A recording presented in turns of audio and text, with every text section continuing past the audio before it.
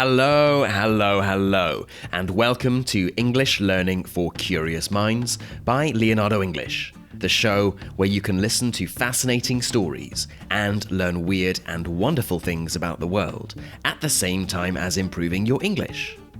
I'm Alistair Budge, and today we are going to be talking about JK Rowling and the battle to publish Harry Potter. It's a story of magic and mystery, misery and hope, a story of loss, of perseverance, and ultimately how fairy tale endings aren't always what you might think. And I'm not talking about the Harry Potter books, but rather the story of what it took to publish these books, the story of the creator of Harry Potter, JK Rowling. Okay then, JK Rowling and the battle to publish Harry Potter. On June the 26th of 1997, if you were to walk into a bookshop in the UK and head to the children's section, if you looked carefully, you might see a book with a dark red cover. There was a drawing on the front of a train with the words Hogwarts Express and a confused-looking boy with large round glasses and floppy hair. The title of the book was Harry Potter and the Philosopher's Stone. Although you wouldn't have known it, this book would go on to change the world and turn its writer, JK Rowling, into the best-selling author in history. The journey getting there, however, was far from simple. Joanne Rowling, or JK as she is known in the books, was born on July the 31st of 1965, the same day of the year as her most famous creation, Harry Potter. She was the firstborn child, and her parents were far from happy that they had had a daughter. They had hoped for a son, and proceeded to treat young Joanne like a young boy, dressing her up in boys' clothes and keeping her hair short, even after the birth of her younger sister. She grew up in a village in southwest England. She lived a middle-class life, not completely unlike Harry's. From an early age, she was obsessed with books, and had even written her first short story when she was 6 years old. Tragedy struck the young Joanne when her mother was diagnosed with multiple sclerosis, a devastating disease of the spinal cord and nervous system. Joanne was only 15 years old. Like many teenagers, she sought escapism in everything from fantasy to music, but was by no means a badly behaved teenager. Indeed, she was head girl at her school, and went on to study French and classics at Exeter University, a prestigious university on the southwest coast of England.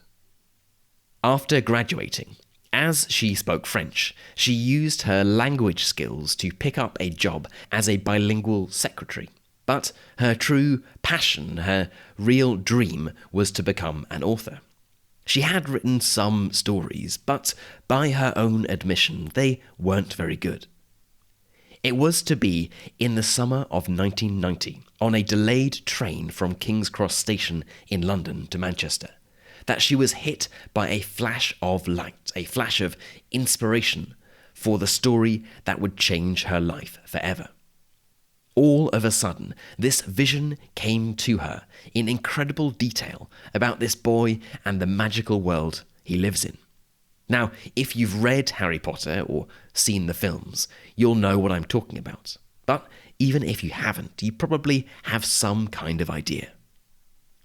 Rowling started developing this idea of Harry and the world he lived in, imagining his friends, teachers, enemies, the magical spells, everything that would later become part of the books. The only problem was that Rowling had brought nothing with her on the train, not a pen nor a piece of paper to write with. Once she returned to her flats in Clapham Junction in London, where she was living at the time, she began writing everything down as quickly as she could, a process which would continue pretty much for the next 17 years. During all this time, however, Her mother's condition was getting worse, and she died at the end of 1990. Rowling had never told her mother about what she was working on. Filled with grief and at a loss for what to do, she moved to Porto in Portugal and took a job as an English teacher. Now, an English teacher is, of course, an incredibly valuable profession, and no doubt Rowling was able to help people improve their English. But it wasn't her calling. It wasn't what she felt she was destined to do. All the time, she had this burning idea for Harry building inside her. On a personal level, she met and married a Portuguese journalist, and they had a child together, Jessica. But it was not a happy marriage.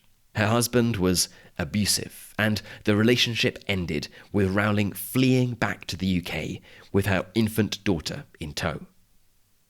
She moved to Scotland, to Edinburgh to be precise, where her younger sister was living. Picture this situation for a minute. Joanne Rowling is 28 years old, with a small child. She has no job and no income, and is reliant on social support. Yet deep inside her, she knows that she has this magical story that the world needs to hear.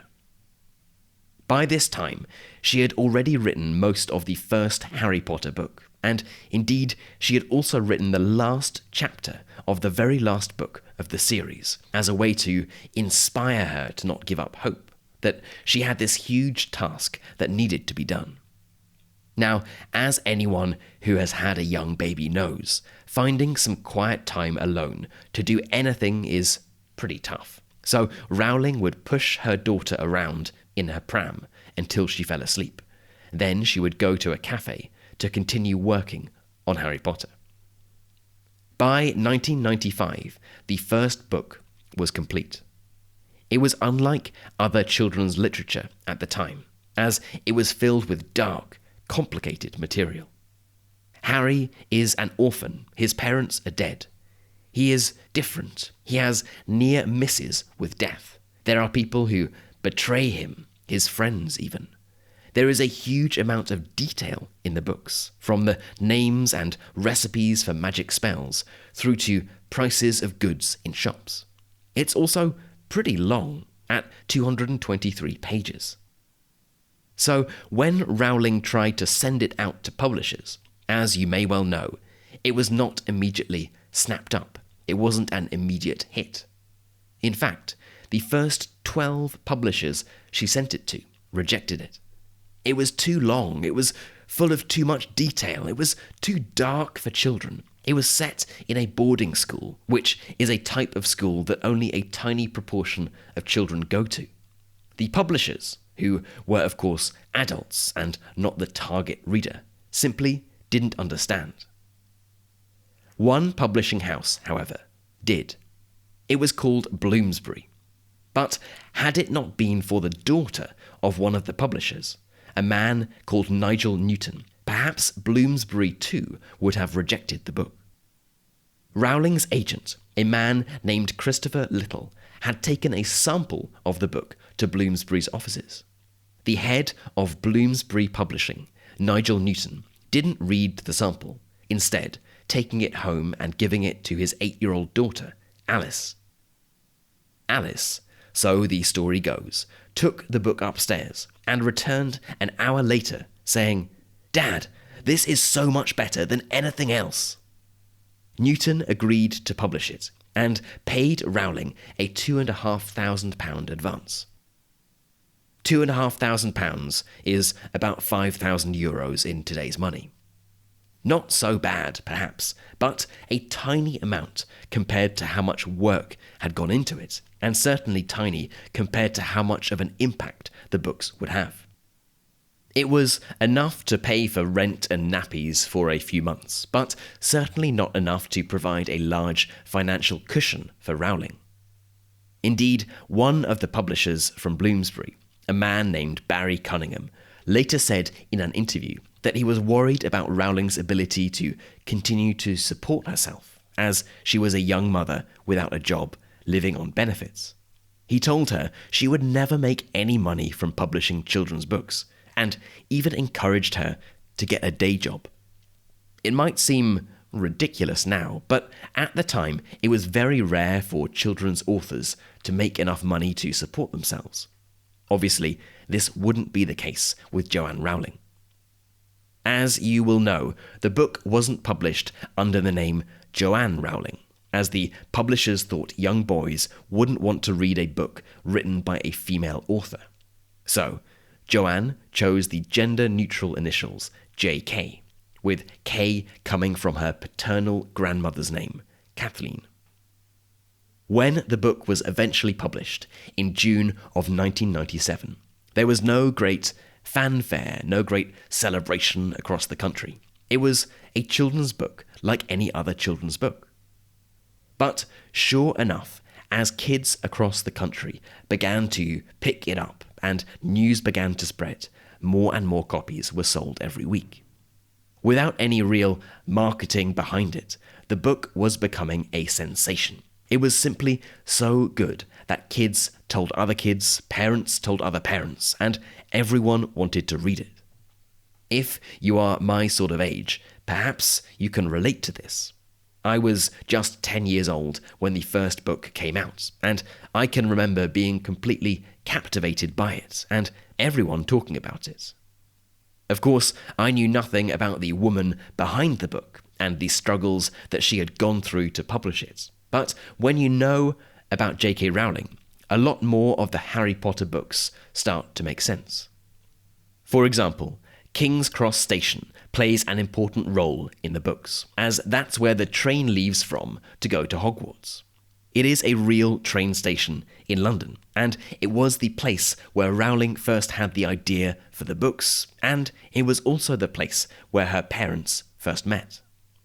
Rowling had a deeply loving relationship with her mother. She never told her mother about Harry Potter, and has publicly spoken about how much she regretted not doing this, and how much she wished she had more time with her mother before she died. If you've read the books, you'll remember that this sense of loss is something that Harry feels throughout, and he has frequent dreams and visions about his dead parents. And Rowling had a deeply troubled relationship with her father. From a young age, Rowling always felt that she had disappointed him, first by being a daughter, not a son, and it seemed that nothing she could do would get his approval or make him happy. Furthermore, her father remarried soon after his wife's death, to his secretary no less, which Rowling found distressing, and she cut out her father completely from her life. Again, if you remember the story of Harry Potter, there is the constant theme of a search for a father figure, of someone who will fill the gap left in Harry's life after the death of his own father. And especially compared to other children's fiction, the Harry Potter stories are dark and bleak. People die, there is danger throughout. A lot of it just isn't very happy. When you know what JK Rowling went through as she was writing the stories, from the abusive relationship with her first husband through to the prolonged multiple sclerosis and death of her adored mother, then struggling to make ends meet with a young daughter, well, it seems perfectly understandable that there is a lot of darkness. Indeed, she once spoke about the deep depression that she felt when she was in Edinburgh writing the first book, describing it as being characterized by a numbness, a coldness, and an inability to believe you will feel happy again. All the colour drained out of life. Now, if you remember the Dementors from the Harry Potter books, the nasty creatures that first appear in the third book, they are described as infesting the darkest, filthiest places. They glory in decay and despair. They drain peace, hope, and happiness out of the air around them. Fortunately for Rowling, the books were to prove to be her escape. After the rip-roaring success of the first book, there was a bidding war for the publishing rights to take it to the United States. A publishing house called Scholastic paid $105,000 for the rights to the first book, and it was a phenomenal success. JK Rowling had become a celebrity author, and the book series would go on to sell over 500 million copies worldwide, and turn its author into the best-selling and subsequently wealthiest author in history. It has been translated into over 80 languages, including everything from Scots to Tibetan, and has been read and loved by hundreds of millions of children all over the world. Although there are plenty of criticisms that have been levelled against JK Rowling over the years, too many for us even to go into now, it is undeniable that there are few people who have brought magic and joy to as many people as JK Rowling. She had to overcome some serious obstacles to get where she wanted to go, but in the end she got there and created Harry Potter, the boy with a scar on his forehead, a creation that would change the world forever. Okay then, that is it for this look at JK Rowling and the battle to publish Harry Potter. In our next members only episode, we are actually going to explore this subject a little bit further and look at how Harry Potter changed the cultural landscape, with everything from its effect on children's literature through to its effect on fan culture and Britain's soft power. As always, I would love to know what you thought about this episode. Are you a Harry Potter fan? What did the Harry Potter books mean to you growing up? Or what did they mean to your kids? Did you know about the struggles of JK Rowling? And how does knowing about them affect your relationship with the books, if at all? I would love to know. You can head right into our community forum, which is at community.leonardoenglish.com, and get chatting away to other curious minds. You've been listening to English Learning for Curious Minds by Leonardo English. I'm Alistair Budge. You stay safe, and I'll catch you in the next episode.